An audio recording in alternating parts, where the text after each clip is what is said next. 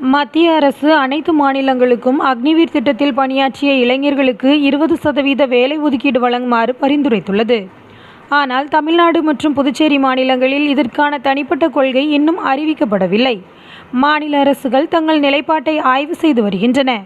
முன்னதாக உள்துறை அமைச்சர் அமித்ஷா அனைத்து மாநிலங்களுக்கும் கடிதம் எழுதி அக்னிவீர் திட்டத்தில் 4 ஆண்டுகள் பணியாற்றிய இளைஞர்களுக்கு 20% வேலை ஒதுக்கீடு வழங்குமாறு கேட்டுக்கொண்டுள்ளார்.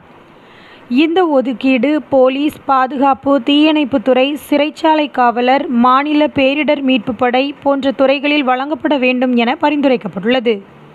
இந்த நிலையில் ஹரியானா, உத்தரப்பிரதேசம், குஜராத், டெல்லி போன்ற மாநிலங்கள் ஏற்கனவே 20% ஒதுக்கீட்டை நடைமுறைப்படுத்தியுள்ளன.